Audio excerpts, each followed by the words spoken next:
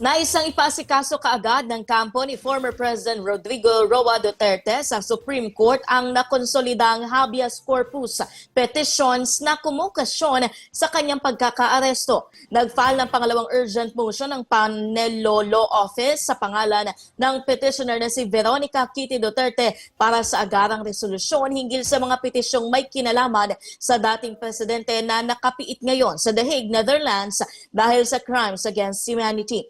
Nakasaad sa petisyon na 14 months na ang lumipas magmula nang ito'y i-file at wala pa ring aksyon ang korte.